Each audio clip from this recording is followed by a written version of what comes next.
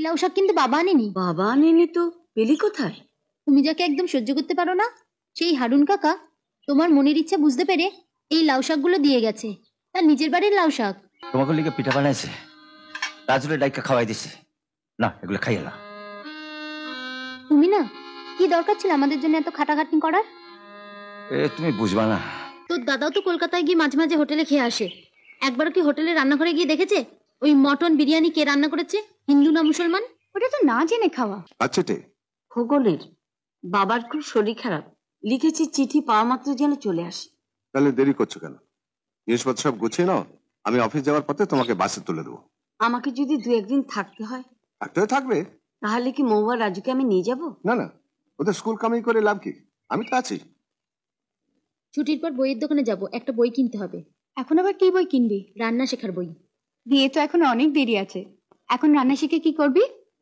মা মামার বাড়িতে গেছে, এখন কয়েকদিন আমাকেই রান্না করতে হবে। কি রান্না করবা? তুমি যা খেতে চাইবে। যা খাইতে চাবো তাই করবা? হ্যাঁ, মাংস, পোলাও, বিরিয়ানি, মোরগ মশাল্লা। তুমি তো একটা খাওয়ালে রেলগাড়ি ছুটাই দিলা।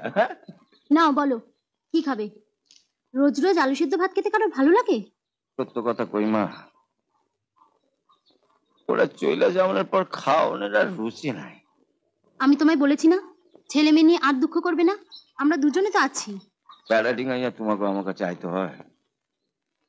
তোমার মা কোনদিন না বেড়াটির উঁচা করে দেয়। বেড়া যতই উঁচু করুক, ডিঙিয়ে আসে না পারি, ওই বেড়া ভেঙে তোমার কাছে চলে আসবো। ও বাড়িতে থাকে আমার বাবা, আর এই বাড়িতে আমার আব্বা যান। নাও বলো কি খাবে? জানো বাবা, দিদি না আজ সিরাজ কাকাকে মুরগির মাংস রান্না করে খাইয়ে এসেছে, আমরাও খেয়েছি। সে কি রে, সেদিন তোর মা অত রাগারাগি করলো, তারপর তুই আবার ওর বাড়িতে গেছিলি? তুমি যদি বারণ করো তাহলে আর যাবো না। কি মুশকিল, তোর মা পছন্দ করে না তাই। জানো বাবা, সিরাজ কাকাকে দেখলে আমার খুব কষ্ট হয়। আমাকে আর রাজুকে পেয়ে উনি এত খুশি না, এমন ভালোবাসেন আমাদের, যেন আমি তার আমি না আর রাজু তার মুন্না। সবই তো বুঝলাম, কিন্তু তোর মা যদি একবার টের পায়। না না, টের পাবে না।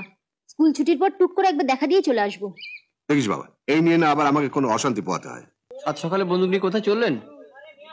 ট্রিগারটা একটু নড়তেছে, শহর থেকে দেখাই জানি। বন্দুক সারিয়ে কি করবেন? কাজে তো আর লাগবে না। কখন যায় না, কখন কামে লাগে যাইব। চলে। কিরে মোর আমা এলো না কেন? কি জানি আজ কেন এলো না, ফেরার সময় বাড়ি হয়ে যাব। ওই দেখ, সেই মেয়েটা গঙ্গায় পায়ে বুড়োটার সঙ্গে নাচছিল, আসছে একা। ওকে বলবো আজ আমাদের সঙ্গে নাচ। আমাদের সঙ্গে একটু নাচিও না। ভালো হবে কিন্তু পথ ছাড়ো, পথ ছাড়ো, পথ ছাড়ো বলছি।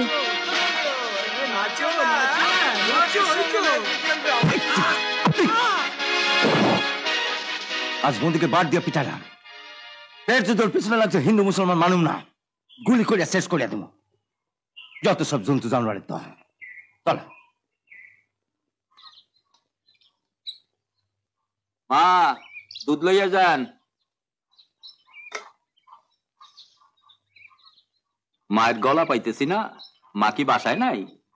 না, মামার বাড়ি গেছে। বাসায় একটা লাউ গাছ হইছে, খান কয় কচি দেখা লাউ ডগা কাইতে লই আইছি। লাউ শাক খাও তো তোমরা? হ্যাঁ, খাবো না কেন? খাইলে এসে জানুম কেমন খাইলা। আচ্ছা।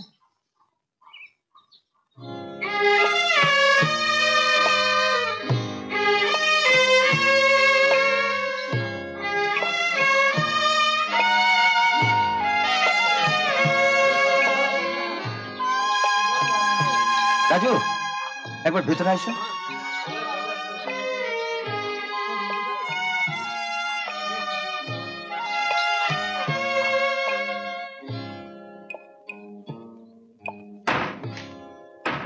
আচ্ছা আচ্ছা, আসো আসো আসো আসো, বসো বসো বসো। তোমাকে দুইজনের দিকে পিঠা বানাইছি, না খাও। খাও, যত খুশি খাও। না না না না, খাও খাও,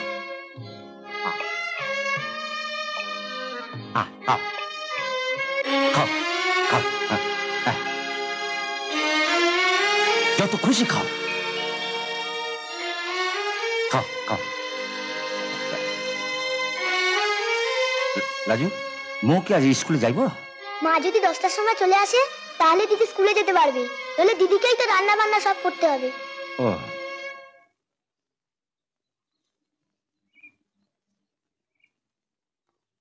মা, দাদু কেমন আছে? এখন অনেকটা ভালো।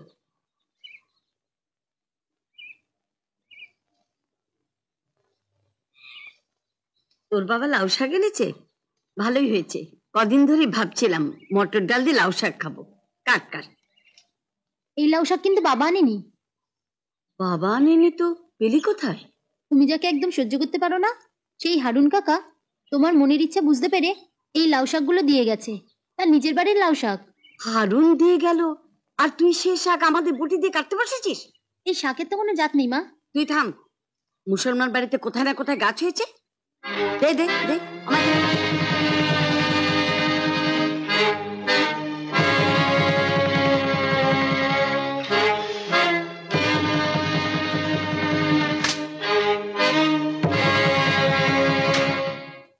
কি গো, আমি দুদিন বাড়িতে নেই, বাপ বেটিতে মিলে বাড়িটাকে একবার মেচ্ছুখানা বাড়ি তুললে। কেন, কি হয়েছে? কি হয়েছে কি? তুমি কোন আক্কেলে হারুন গালের দোয়া লাউ শাক রান্না করে ঢোকালে? বেচারা হাতে করে নিয়ে এলো। নিয়ে এলো বলে খেতে হবে? আর মেয়েটা হয়েছে তেমনি, দেওয়ার সঙ্গে সঙ্গে রান্নাঘরে গিয়ে বটি দিয়ে কাটতে শুরু করে দিল। বাহ! ঘরে তো গঙ্গা জল আছে, ওই বড়িটার উপর খানিকটা ছিটিয়ে দিও। আর তাহলে তো এক কাজ কর, আমি যখন অফিসে যাব একটা থলির মধ্যে ওই বটিটা ভরে দিও। আমি অফিস ফেরতে ওটা গঙ্গা স্নান করে নিয়ে চলে আসবো। কেমন? শুধু বটি নয়, পারলে তোমাকে আর তোমার বেটিকে গঙ্গায় চুবিয়ে আনতাম।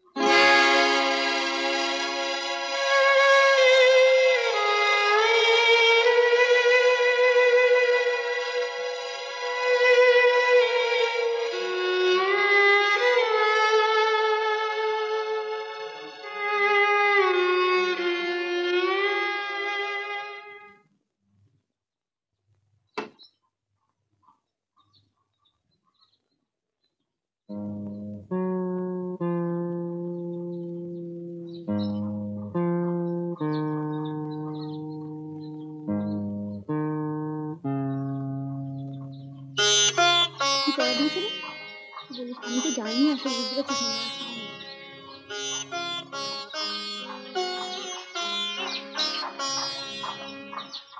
মা এসে গেছে, আমি স্কুলে যাচ্ছি। সিরাজ কাকা, একবার ভিতরে আইবা। কেন? আইসো না, কাম আছে। তুই একটু দাঁড়া, আমি আসছি।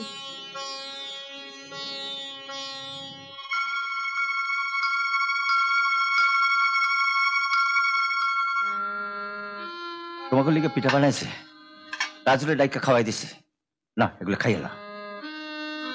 তুমি না, কি দরকার ছিল আমাদের জন্য এত খাটাখাটনি করার? তুমি বুঝবা না, তোমাকে খাওয়ায় যে কি তৃপ্তি। না, খাইয়ে না। না,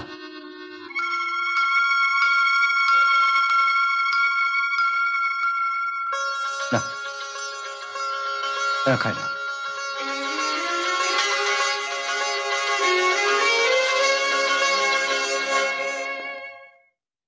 তুই একটা মুসলমানের হাতে রান্না করা পিঠে খেলি?